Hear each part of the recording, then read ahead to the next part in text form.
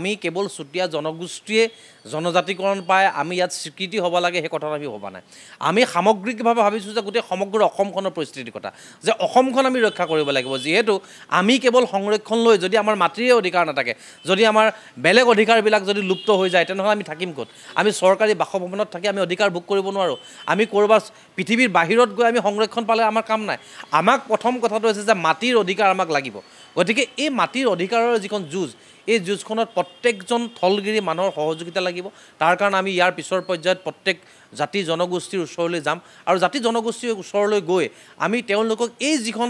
এখন আমাৰ হাতত মানে প্ৰতিবেদন দিছে এই প্ৰতিবেদনখনৰ কি কি আশ্বাসপূৰ্ণ আছে সেই আশ্বাসখিনি আমি দূৰ কৰিবলৈ চেষ্টা কৰিব লাগিব অসম চৰকাৰৰ লগত সহযোগিতাও কৰিব লাগিব আৰু প্ৰয়োজন সাপেক্ষে তেওঁলোকৰ বিপক্ষে ৰাজপথলৈ ওলাই অহাৰ পৰিৱেশ আমি সৃষ্টি কৰিব লাগিব